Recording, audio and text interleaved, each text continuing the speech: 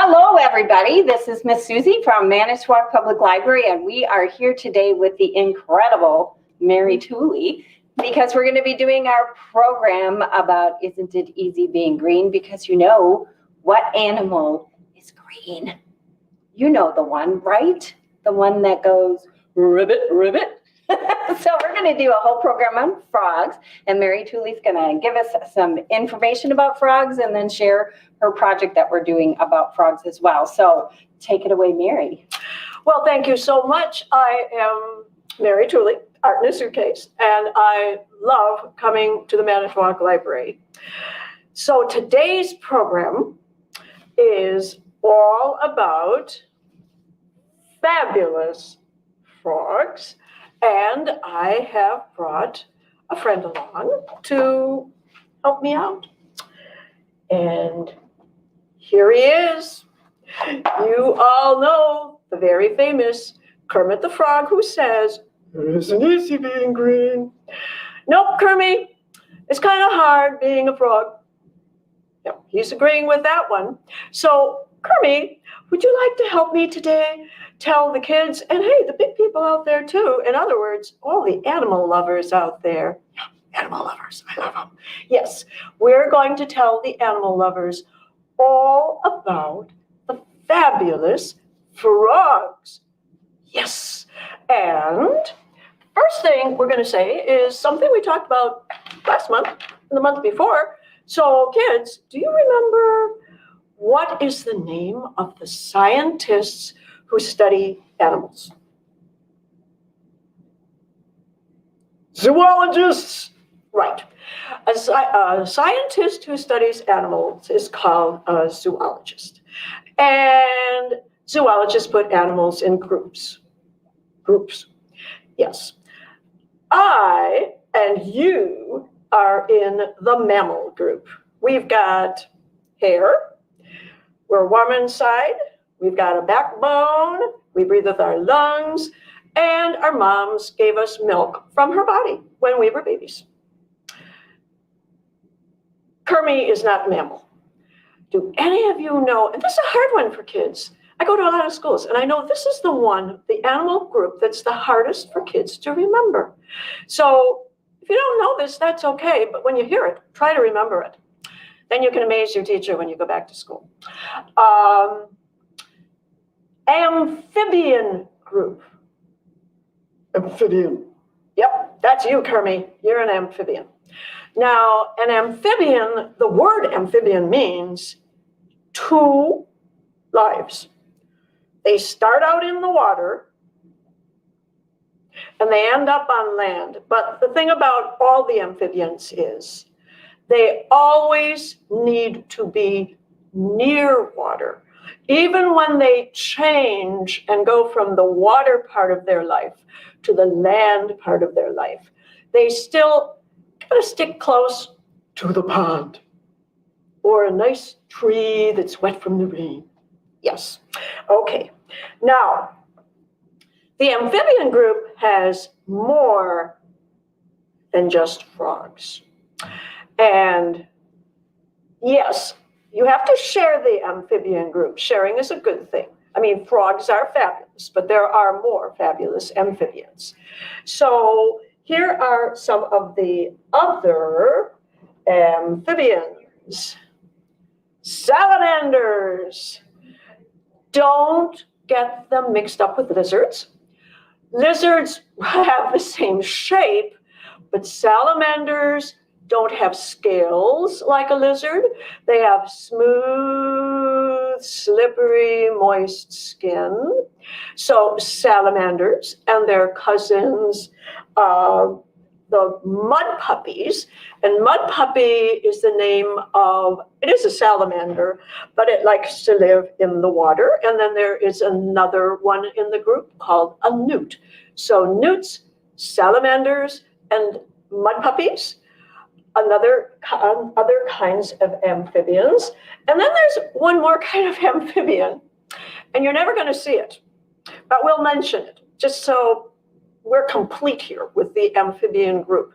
And they are called Sicilians, and they look exactly like big big, but very slimy worms. They are not worms, they're amphibians. And the reason you're never going to see them is they live in Asia. We don't. That continent is way far away from us. And they all live under the ground. So that's why you will never see a Sicilian. Okay, now it's good to talk about what makes an amphibian an amphibian. So we're going to bring out some friends of Kermit's here because we're having a frog day today. So first, frogs and toads. Guess what?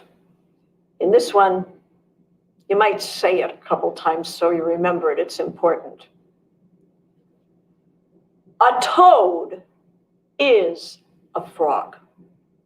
These are both frogs. Now, the toad is a special kind of a frog because it has bumpy skin. Most frogs have very smooth skin.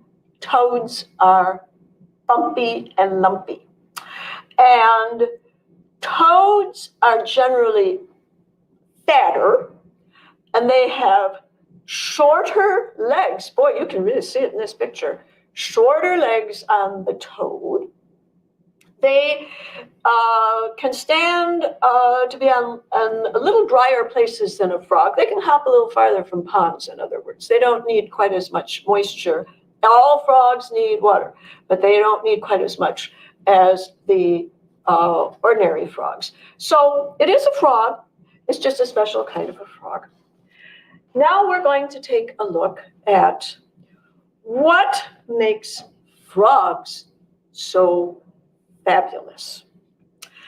Well, the first thing that makes frogs fabulous, and I think Kermit would like to say this word because he's a very intelligent frog. The first thing that makes you special is I'm ectothermic. What?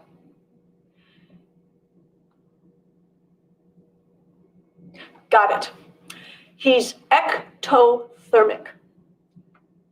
That's a good word. Some books might call that cold-blooded.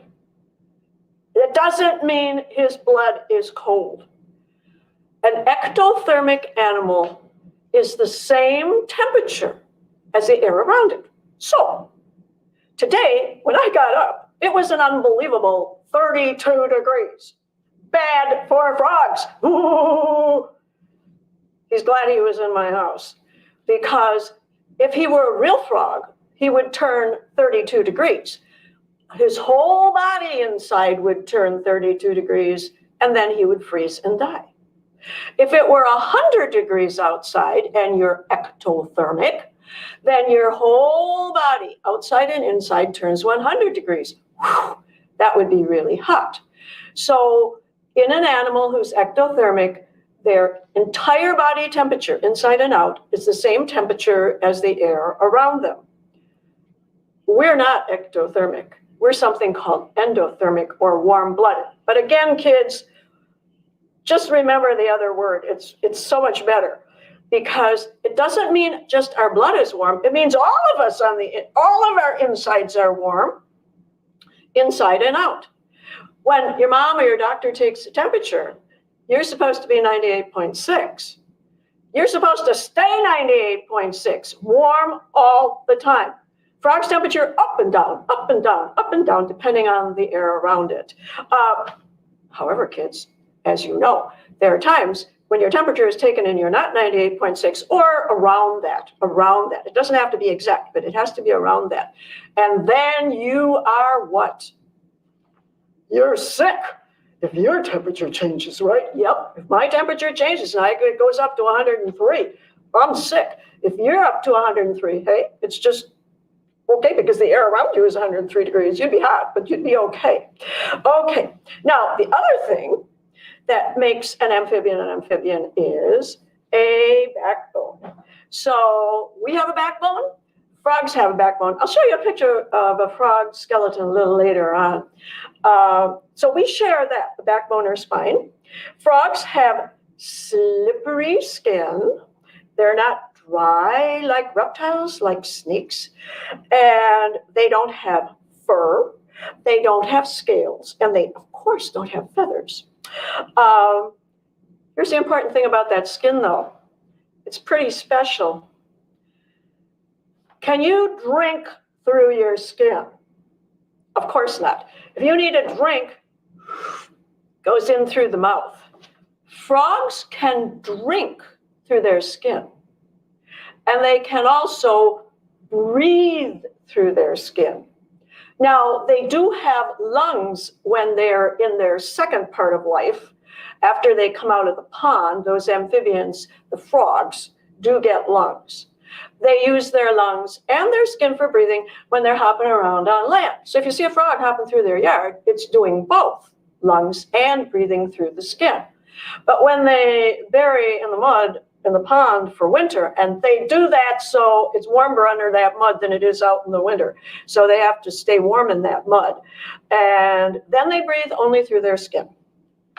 Now, the other feature is frog moms hatch out of soft, lay eggs. The frog mom lays eggs, and then the little tadpole hatches out of those eggs. It's a slimy, little itty bitty tiny egg. It's not like a chicken egg.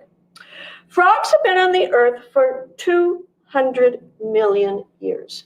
And when there were T-Rexes, those wonderful dinosaurs, by the way, science is learning a whole bunch of new stuff about T-Rexes. It's very cool. Frogs have been hopping around from the time of the T-Rexes, but there was one huge, awful event when all the dinosaurs went extinct, but the frogs survived. And frogs really came into their own after that mass extinction of the dinosaurs. They started multiplying all over the place. So they've been around a long, long time, especially after the dinosaurs went away. Today on planet Earth, there are 4,000 different kinds of frogs. Big ones, little ones, tree frogs, all different kinds of frogs. And they live on every continent, a continent, big piece of land on planet Earth, simple as that.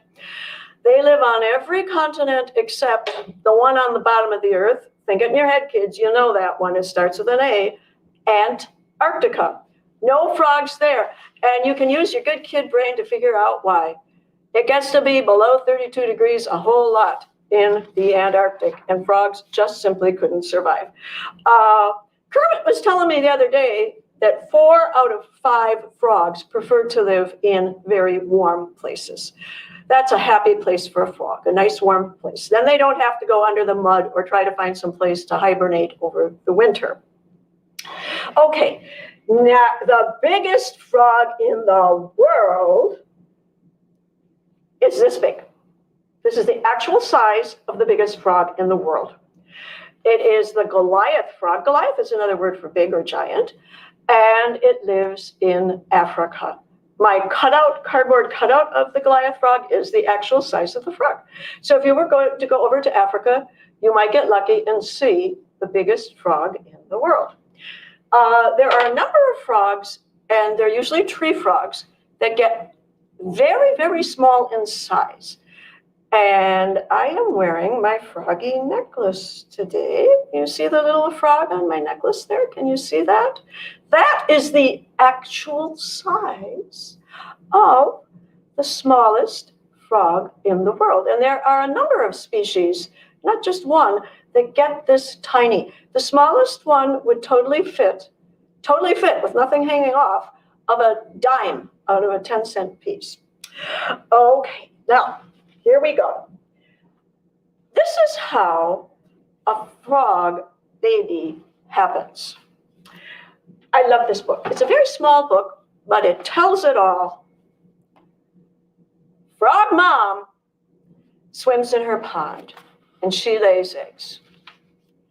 She lays lots and lots and lots of eggs. Now, I have to be very careful here, kids, because the people who made this book wanted you to be able to see the egg with the little tiny tadpole in its sides.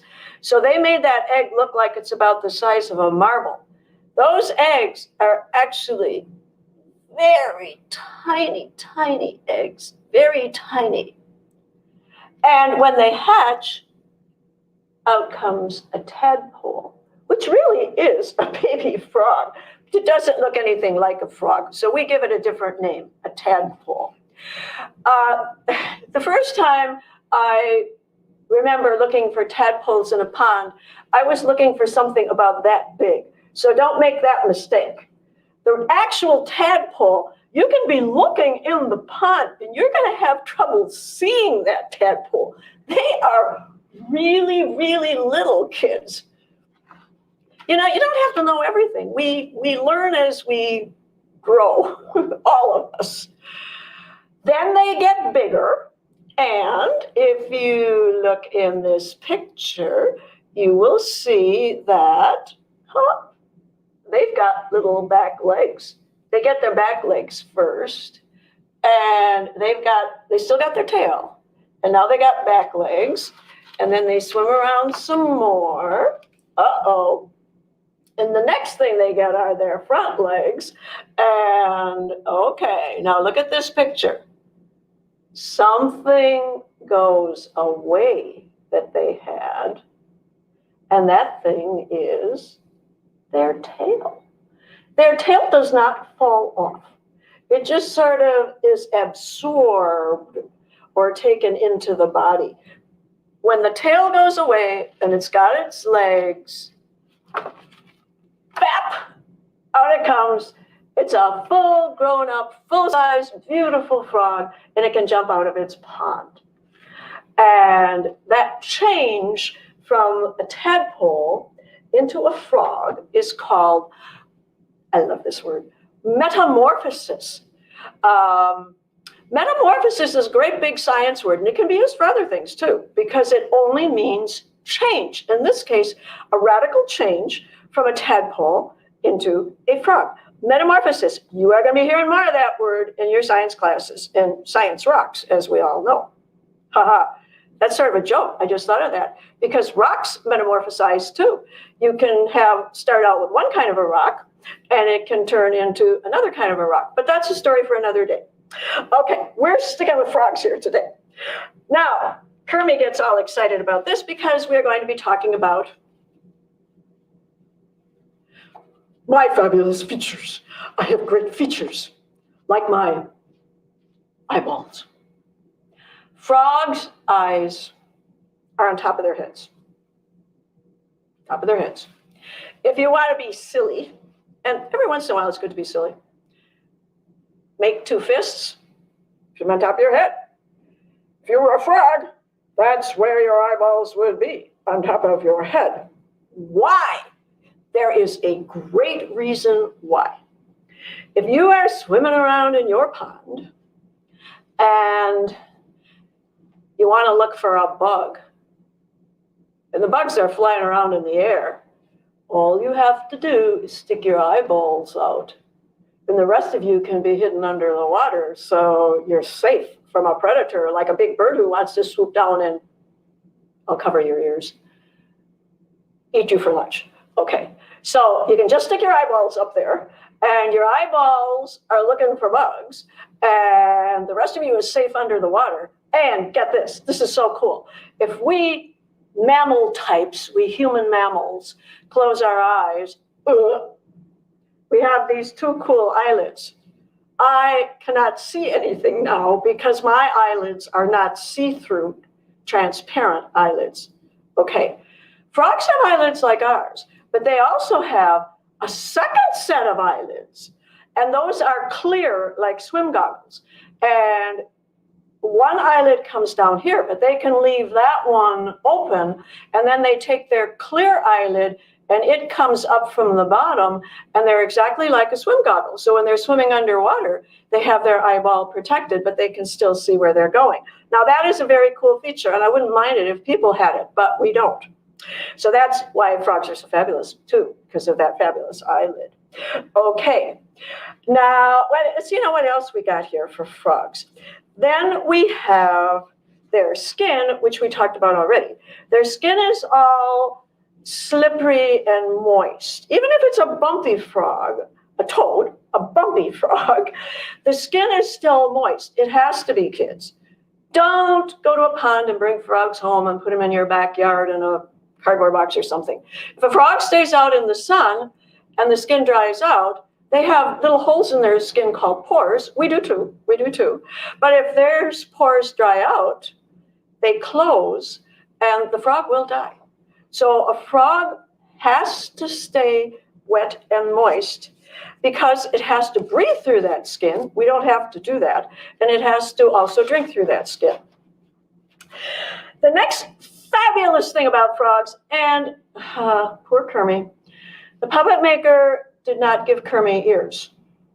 And that's a shame because Kermit does have ears. And I would like to show you Kermit's ears. So if the puppet maker had made those ears, here is Kermit's ear. This is very cool stuff. A frog's ear looks exactly like a big circle of skin behind its eye. I absolutely love this book because it shows things so clearly. Here is the frog's eye. Here, this circle is the frog's ear. It's a piece of skin stretched tight in the shape of a circle. Frogs can hear well. They can even hear when they're swimming underwater. So it's a good ear. And the thing I think I like best about frogs' ears is you can tell the boys from the girls by looking at the ears, because the boy's circle ear is really big. And if you see two frogs together and the other frog's ear is really a small circle, the girls get the small ears. So you can tell the boys from the girls if they're all hopping around in the pond. Oh, that's a boy. He's got this big circle ear. Oh, that's a nice petite. That means small. Little girl. She has a small ear. Frogs have great voices. Great voices. And this is a time of year that the frogs really get their voices going. They really get their voices going. One of the early signs of spring are little tiny frogs called the spring peepers, and they're making all this froggy noise, but so are all the other froggies. And it's for a good reason. In springtime, it's a time for love. And boy frogs need a girl frog so that they can get together. That's called mating. So the girl can lay eggs. You have to mate first, then the girl can lay eggs. And the boys are sitting in their ponds and they're making a racket. They are using their great big voices, their froggy voices, so a girl will hear them so they can get together and mate. They also use their big froggy voices to tell other frogs to stay out of my pond. I want the girls all to myself. So springtime is frog time, and listen for those first sounds of the frogs, and then we'll all know that we have survived once again another Wisconsin winter. It's a great sign of spring. Now, one of the most super power frogs, they are fabulous, kids. These are fabulous animals, are their legs. The toad's legs are shorter, but they're still good hoppers. But the ordinary frogs, not the toads, have legs, back legs, that have fabulous muscles. Fabulous, fabulous, fabulous muscles. They fold them up like a spring. In this case, it would be like a Z spring, like that. But it works the same as this spring. You put it all together and you compress it. Compress just means squish. That's a fancy word for squish. And you squish it down. The frog pushes down its legs. And when it releases it, whoosh, up it hops. Okay? Now, all you guys out at home, don't do this now. But after we're through here and after you know all about frogs, find a place where you can't hurt yourself or bump into the furniture, and just crouch down and bend your legs like a frog and press those muscles in your legs down, and then see how high you can jump up, not forward, just see how high you can jump. Well, you can jump forward if you want, but see how you can do that. It's some kids can go really far. And of course, if you practice, you'll get even better. So push down, think of your legs like a spring, let them go, and you will make a very great hop. When you are hopping and when you are swimming, you will need something that we have copied from a frog. You will need frog feet. This very cool frog, this frog foot, is something that a little kid would wear that would help them paddle better when they're learning how to swim. But the person who designed this frog foot copied the design of a real frog's foot because it's such an excellent paddle for helping the frog move through the water quickly. Then, frogs are fabulous, but they're missing something that people have that is very helpful to have. A frog has a skeleton. Here is a frog skeleton. It's made out of plastic, but a frog's real skeleton looks just like this. If you notice, it's got a skull bone, it's got leg bones, it's got toe bones, it's got, right there, it's got hip bones.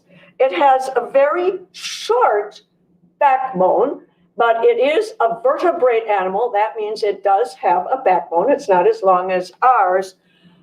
Uh-oh. It is missing some very important bones that we have. Super important bones. And I want to see if you can guess, what are these missing bones? These are bones that are like a protection for our important heart.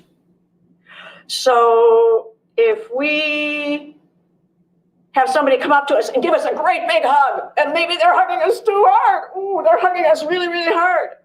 Our heart won't get hurt. Our heart will be fine because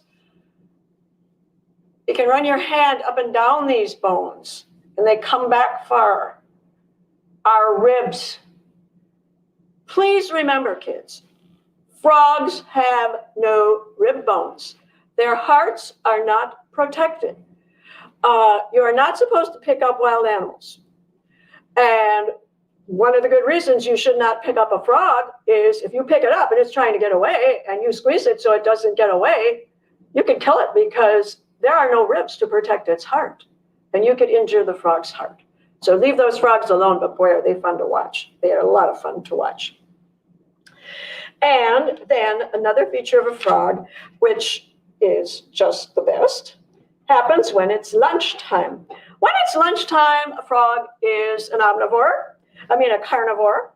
A carnivore is a meat eater. We talked about that before. Carne, Spanish word for meat. They are meat eaters, carnivores. We're omnivores. We eat both plants and meat. So here is the frog's tongue. I'll challenge you. Stick out your tongue as fast as you can and put it back in your mouth. In and out. Go for it. Stick it out. Put it back in. Stick it out as far as you can make it stick out. Guess what? Every frog will beat you. They can do it much faster than you can. Notice that the frog's tongue is not hooked in the back of its mouth. Feel your tongue. Hooked in the back of your mouth. It's hooked in the front of the mouth. And when it sees a fly, it can stick out its tongue so fast you can hardly see it. I like to sit in the side of a pond and watch them do it. And it's hard to catch it, to see it with your eyes, because that tongue goes out so fast. Whoop! It gets, they're good aim. They get that fly, they get that bug, and it's back in before you can hardly, wow, is that frog fast. The minute it sticks its tongue out, sticky juices start flowing on that tongue. Whoop, sticky juices get on the tongue. The bug gets stuck, and into the mouth it goes. And then the sticky juices just dissolve because the fly is done for. It's in the frog's mouth. It's flat. It's lunch for the frog. So those are the features of a frog. When it is lunchtime for a frog, the rule is, I won't eat it if it's not moving. They only eat live stuff, which is another reason why you shouldn't bring frogs home as pets. Because you could go out with a fly swatter and get 36 flies, bang, bang, bang, with your fly swatter and put them in front of your pet frog. Your pet frog is going to starve to death. They only eat things that are moving, things that are alive. Little frogs eat little fish, insects, worms, spiders, tiny things. Big frogs, some of the big frogs can actually eat small birds and prey like that. But it has to be alive. It has to be moving when they catch it. But there are some animals that are the predators to frogs. And predators to frogs would be, all sorts of animals would eat a frog. Big birds eat frogs, big fish eat frogs, a fox would eat a frog, a raccoon would eat a frog, your dog would catch a frog, my cat would catch a frog. As a matter of fact, kids, I do have to tell you this quickly. So I go down, I have some rescue cats, and they're downstairs in the house. They have their own room. And one night, I'll never forget it, it had been very rainy, it was spring. I walked into the room with all my rescue cats, and a whole bunch of little tree frogs had gotten in the house. And little tree frogs, there were at least 4 little tree frogs hopping around on the floor in my basement. Sad to say, I could only rescue 3 of them because one the cats already got. Those cats must have thought, wow, this is great. But cats are definitely predators to frogs. I know that. I did save 3, though. I just shooed the cats away. They weren't very happy with me, but I shoot them away because I wanted to save those little froggies. So they have predators. And I'm going to show you some of the things that a frog can do to protect itself. One of the things the frog can do is they can camouflage. Now, I think you all know what that means. You change your color or your shape sometimes. You can also do that. But you blend in with what's around you. So you all know what camouflage gear is. When hunter goes out, they blend in to look like the forest. Find the frog. The frog has made itself look like the flower. I believe that's an orchid. Okay. The top one, do you find the frog? It looks like the green algae in the pond. And the bottom frog looks like the leaves. Very, very, very good frog camouflage. This frog, this is the tomato frog, and it lives on that crazy island, Madagascar, which is off the coast of the continent of Africa. And you find very strange animals there. Oftentimes on islands, you get some really weird animals because they're stuck there. They can't mix up with animals on the continent. The tomato frog of Madagascar has sticky stuff on its skin so that when a predator comes for it and takes a bite, its mouth, all of a sudden he has trouble moving the mouth because it can put sticky stuff all over the predator's mouth, and all they want to do is get out of there and they forget about the frog. So that is a very good defense against a predator. And one other defense that frogs have, and some other animals can do this as well, is they can puff themselves up and make themselves look bigger. They puff themselves up with air. And that predator thinks, well, that was a little frog I was going for. And now this frog is very, very, very, very, very big. And then they hiss. And most animals don't like a hiss sound because it sounds like a snake. And many animals are afraid of snakes for good reason. So you can puff up and you can hiss. So those are all defenses that frogs might have. And I want to show you one more frog. And let's see, where did this frog go? There is a froggy here, a very special froggy. Hang on, I'm looking for this froggy. Froggy, where are you? Can't find this froggy. Okay, well, I think we'll just, oh, here he is. Here's this very special frog. If this frog were real, boy, would I be in trouble. But they're not real, they're plastic, so it's okay. Okay. Aha! Can you see that frog? And can you see this frog? Ooh, this is a beauty. Aren't these beautiful frogs? Oh, they're beautiful frogs. I think a lot of you kids know who these frogs are. You will never find these frogs in Wisconsin, so I don't want anybody to worry about this, but these are poison dart frog models. If this were a real frog, I would be in, I'm not making this up, kids. If this were a real poison dart frog, I would be in serious trouble because their skin oozes out deadly poison. These frogs down in rainforests, thousands of miles away from Wisconsin, they live in rainforests. But if you touch one of these, you could die from the poison in a poison dart frog.